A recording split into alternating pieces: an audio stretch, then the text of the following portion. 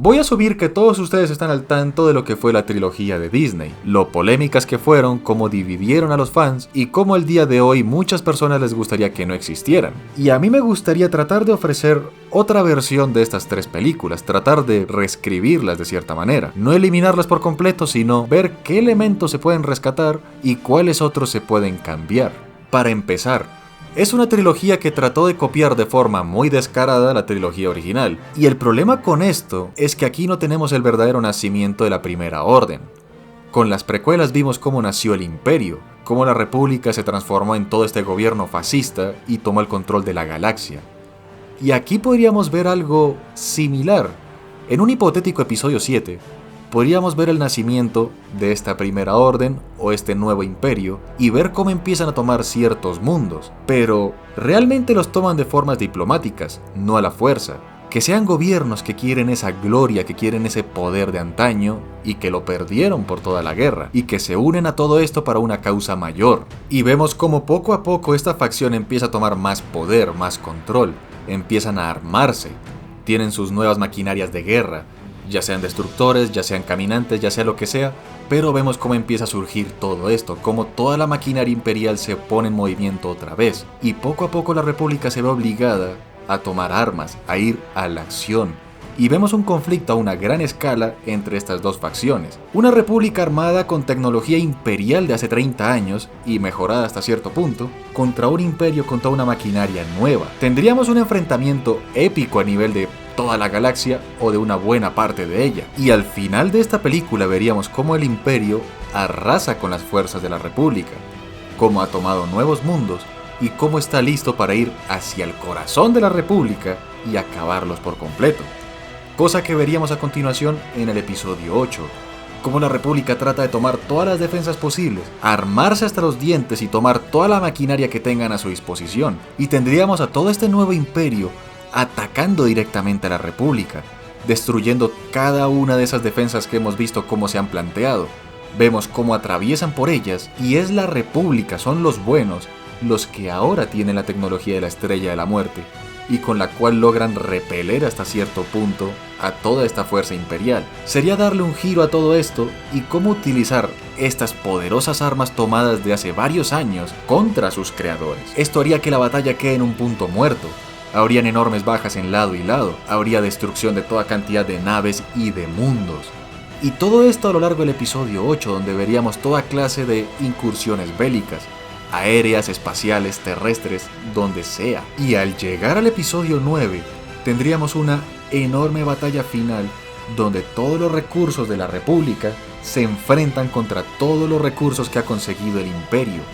Una enorme batalla decisiva que va a marcar y a definir cómo va a ser la galaxia de aquí en adelante. Y todo lo que acabo de mencionar sencillamente sería la situación general de la galaxia, ver cómo esto afecta a todos estos mundos, pero obviamente necesitamos protagonistas. Aquí evidentemente tendrían que regresar los personajes de la trilogía original, ver qué sucedió con ellos y cuáles de ellos estarían en capacidades de liderar algunos de estos grupos en contra del Imperio. Y aquí es donde las cosas se vuelven un poco delicadas, ya que hay muchas alternativas. Podríamos hablar de un Luke con toda su academia Jedi y cómo ellos tratan de ayudar, o inclusive cómo algunos quieren ayudar ya que ven cómo sus propios mundos son arrasados, pero Luke no quiere que ellos entren en conflicto, no ve que sea necesario que los Jedi se estén sacrificando por cuestiones ajenas a ellos.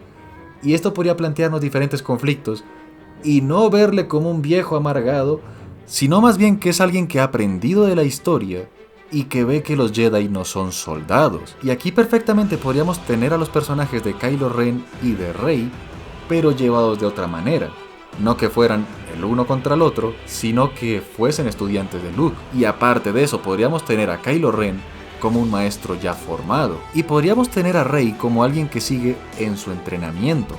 Alguien que todavía tiene mucho por aprender y que debido a esto las cosas no necesariamente le van a salir bien. Y por el otro lado tendríamos al personaje de Han Solo y de Leia, ya que en esta versión nunca pierden a su hijo, no tendría sentido que se separasen, sino que continuaran como esa pareja al final del episodio 6, pero con muchos años de experiencia ya encima. Y debido a la situación actual de la galaxia, podríamos verles a los dos liderando X cantidad de conflictos. Inclusive, podríamos darle una muerte mucho más digna al personaje de Han Solo. Estamos hablando de que él muriese en lo que mejor es, un piloto.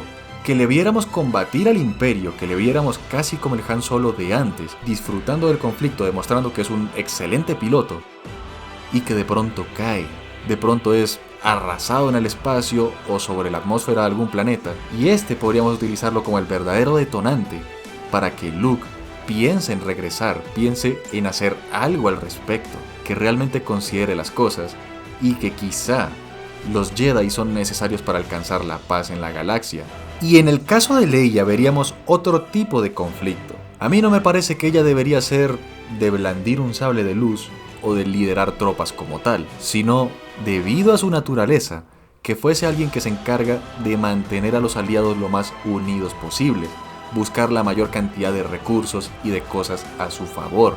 De cierta manera retomar esos detalles políticos de las precuelas, pero llevados de otra manera, ya que es una situación mucho más desesperante. Y sería una situación donde perfectamente podemos ver varios casos de traiciones, diferentes embajadores o políticos que estén a favor de Leia, pero poco a poco le dan la espalda y se van con el Imperio.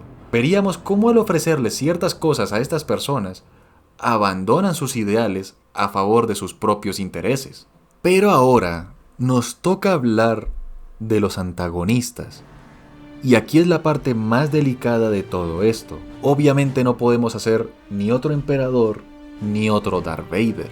Tendríamos que optar por otra ruta. Y en este caso yo creo que la mejor opción sería apoyarnos en el propio Imperio. Hay muchos oficiales que quedaron vagando después del episodio 6, que quedaron con recursos, con naves, etc., y que no se sabe exactamente qué pasó con ellos.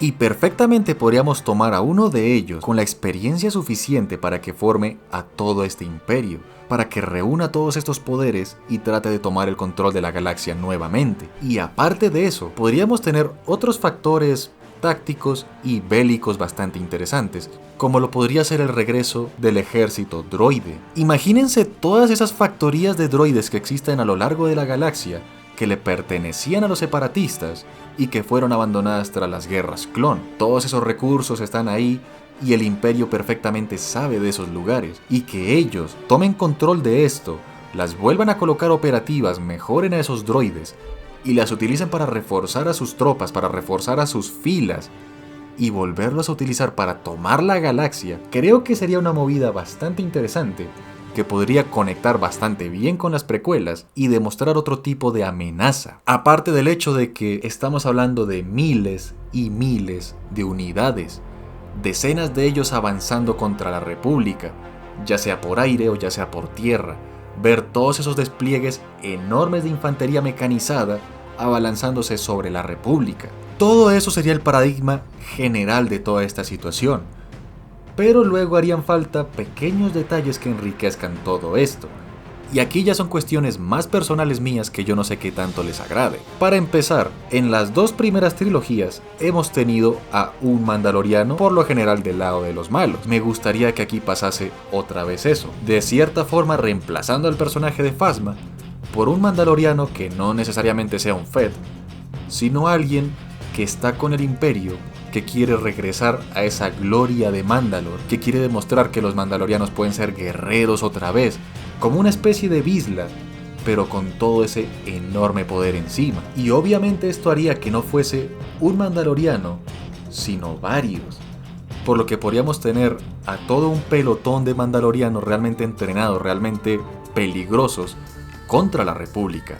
Y todos ellos respaldados por un ejército enorme, ya sea de Stormtroopers, de droides o de las dos, van ejecutando diferentes golpes y son otro tipo de amenaza. Imagínense a todo ese grupo de mandalorianos con armaduras de Beskar ejecutando a los Jedi de Luke, tal y como si fuese la Orden 66.